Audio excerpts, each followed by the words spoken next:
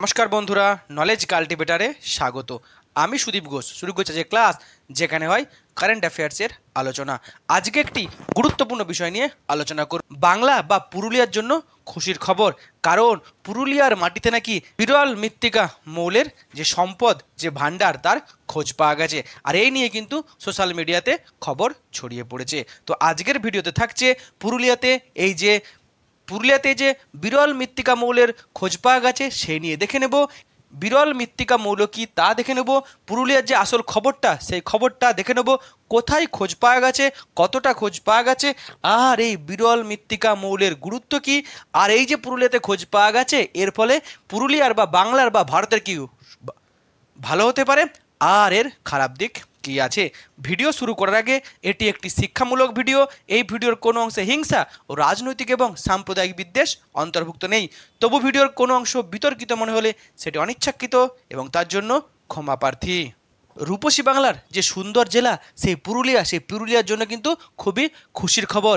বাংলার জন্য কিন্তু খুবই খুশির খবর, কারণ পুরুলিয়ার মাটির নিচেই নাকি মজুত করা আছে দামি খনিজ পদার্থ। কয়লা নয় বা যে তেল, তার থেকেও দামি সেটা হলো যে বিরল মৃত্তিকা মৌল।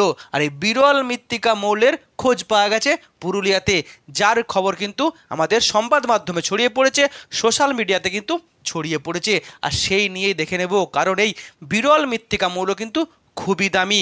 এই সমস্ত দামি যে খনিজ, তার যে মজুতের ভাণ্ডারের খবর পাওয়া গেছে আমাদের বাংলার বুকে বা পুরুলিয়ার বুকে, সেটা কিন্তু সত্যি একটা খুশির খবর। এখন এই বিরল মৃত্তিকা মৌল বা বিরল মৃত্তিকা খনিজ বা রেয়ার আর্থ মাইনিং, সেটা সম্পর্কে আমরা দেখে নেব। আমরা যখন ভৌত বিজ্ঞানে যখন পর্যায় সারণী পড়েছি বা যে পিরিয়ডিক টেবিল পড়েছি, সেখানে আমরা কিন্তু এই বিরল মৃত্তিকা মৌলের খোঁজ পেয়েছিলাম বা দেখেছিলাম, যেখানে বলা হয়েছিল যে প্রায় 17টি যে মৌল আছে সেগুলো কিন্তু এই বিরল মৃত্তিকা মৌলের আওতায় পড়ে, যার মধ্যে 15টি হচ্ছে ল্যান্থানাইড, অর্থাৎ ল্যান্থাম থেকে লুটেসিয়াম পর্যন্ত। আরও দুটি আছে, একটি হচ্ছে ইট্রিয়াম আর হচ্ছে স্ক্যান্ডিয়াম। কেন এগুলিকে যে বিরল মৃত্তিকা মৌল বলা হয়, তার কারণ পৃথিবীতে এই সমস্ত মৌল খুবই কম পাওয়া যায়। আর আমরা জানি যে সমস্ত দ্রব্য পৃথিবীতে খুব কম পাওয়া যায় তার কিন্তু অনেক দাম হয়। আর সেই কারণে কিন্তু এই যে বিরল মৃত্তিকা মৌলের যে খনিজের ভাণ্ডারের হদিশ পাওয়া গেছে পুরুলিয়াতে, সেই থেকে কিন্তু আমরা আশায় বুক বাঁধছি যে আমাদের দেশের বা বাংলার বা পুরুলিয়ার কিন্তু অনেক ভালো খবর আসতে চলেছে। এই সম্পর্কে কি খবর আছে তা এখন দেখে নেব।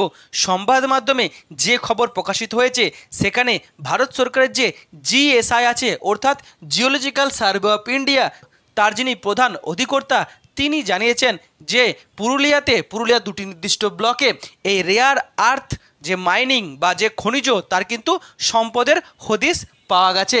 এবং পুরুলিয়ার মেনলি দুটি ব্লকে এর হদিশ পাওয়া গেছে। রঘুনাথপুরের যে দুটি ব্লক, একটা হচ্ছে কালাপাথর আর একটি হচ্ছে রঘুডি, এই দুই ব্লকে কিন্তু এর মজুতের হদিশ পাওয়া গেছে। বছরের মধ্যে কিন্তু খনিজ উত্তোলনের জন্য সমস্ত কাজকর্ম শুরু হবে এবং অকশন শুরু হবে, দ্রুত সেখান থেকে খনিজ পদার্থ তোলার কাজ শুরু হবে।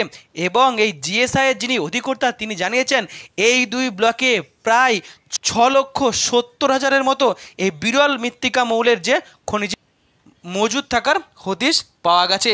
আর তার ফলে কিন্তু এই খবর কিন্তু সারা ভারত জুড়ে ছড়িয়ে পড়েছে। এখন বিরল মৃত্তিকা খনিজের কি গুরুত্ব আছে, মেনলি বলেইছি এর নামই হচ্ছে বিরল মৃত্তিকা খনিজ, তার মানে রেয়ার আর্থ মাইনিং। পৃথিবীতে এই মৌল কিন্তু খুবই কম পাওয়া যায়। পৃথিবীতে যতটুকু পাওয়া যায় তার বেশিরভাগটাই কিন্তু চায়নাতে পাওয়া যায়। ইউরোপ বা আমেরিকাতেও কিন্তু এর কিন্তু কোনো খনিজ পাওয়া যায় না, বেশিরভাগটাই সেই চীনে পাওয়া যায়। আর এই মৌলগুলি কাজে লাগে কিসে? আধুনিক পৃথিবী যে সমস্ত বিষয়ের উপর চলছে, ল্যাপটপ, কম্পিউটার, যে মোবাইল, এই সমস্ত তৈরিতে কিন্তু এই বিরল মৃত্তিকা মৌল পাওয়া যায়। আর সেই বিরল মৃত্তিকা মৌলের হদিশ পাওয়া গেছে কোথায়? আমাদের পুরুলিয়াতে। এখন পুরুলিয়াতে কোন ধরনের বিরল মৃত্তিকার খনিজের যে মজুতের হদিশ পাওয়া গেছে তা কিন্তু এখনও জানা যায়নি, গবেষণা কিন্তু আরও চলছে। আর এই বিরল মৃত্তিকা মৌলকে কিন্তু বর্তমানে দানব বলা হয়, কারণ কম্পিউটার, ল্যাপটপ, মোবাইলের যে চিপ তৈরি করা হয় সেই চিপে কিন্তু এই কাজে লাগানো হয়। আবার যে মোবাইলের যে ব্যাটারি, ল্যাপটপের যে ব্যাটারি, সেগুলো কিন্তু এর উপর দিয়ে তৈরি হয়। এমনকি যে ইলেকট্রিক গাড়িতে বা ইনভার্টারের যে ব্যাটারি, তাও কিন্তু এই মৌল দিয়ে তৈরি করা হয়। এমনকি মিসাইল, র্যাডার, স্যাটেলাইট কিংবা ড্রোন সমস্ত কিন্তু এই মৌল দিয়ে তৈরি করা হয়। আর আমরা জানি যে এই সমস্ত খনিজ দিয়ে যে সমস্ত জিনিসপত্র তৈরি হয়, যেমন এই যে কম্পিউটার, ল্যাপটপ, মোবাইল, এগুলো কিন্তু বেশিরভাগটাই চীনে তৈরি। মোবাইলের ব্যাটারি কিন্তু চীনে তৈরি হয়, আর চীন এই সমস্ত খনিজ পদার্থ দিয়ে এগুলোকে তৈরি করে পৃথিবী জুড়ে কিন্তু সেগুলোকে রপ্তানি করে। তাই চীনের অর্থনীতি কিন্তু তত্তর করে এগিয়ে যাচ্ছে।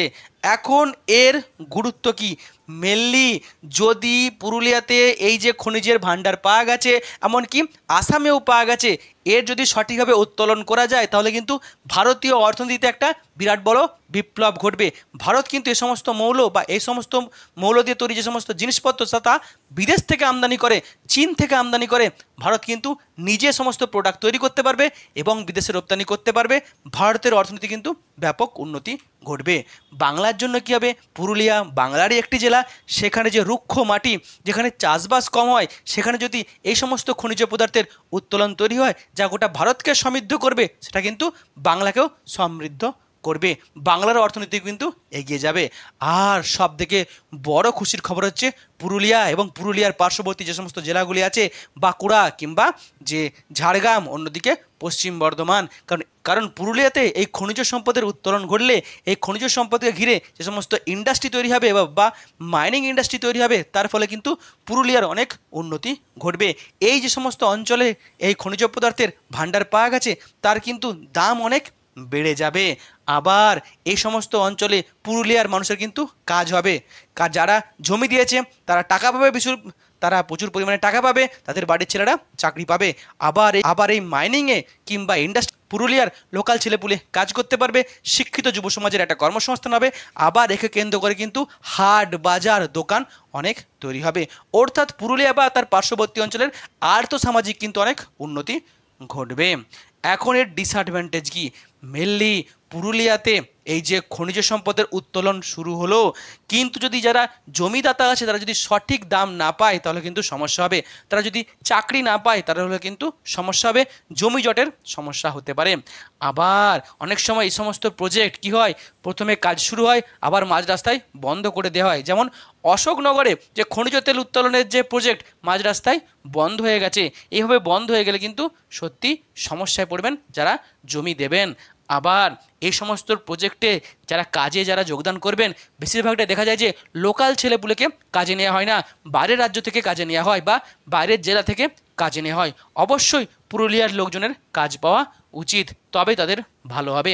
আবার আমরা জানি পুরুলিয়ার যে প্রাকৃতিক পরিবেশ খুবই সুন্দর, সেখানে পাহাড় আছে, জঙ্গল আছে কিংবা জলাশয় আছে। আর এই সমস্ত খনিজ সম্পদ উত্তোলন করতে গিয়ে যদি এই পরিবেশকে ধ্বংস করা হয় তাহলে কিন্তু সমস্যা হতে পারে।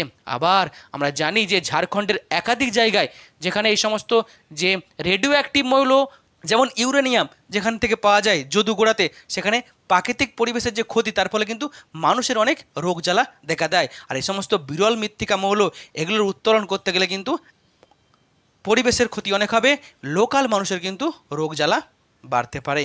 এই হলো আজকের ভিডিও, যেখানে টোটাল বিষয়টা আমি সুন্দরভাবে তুলে ধরার চেষ্টা করলাম।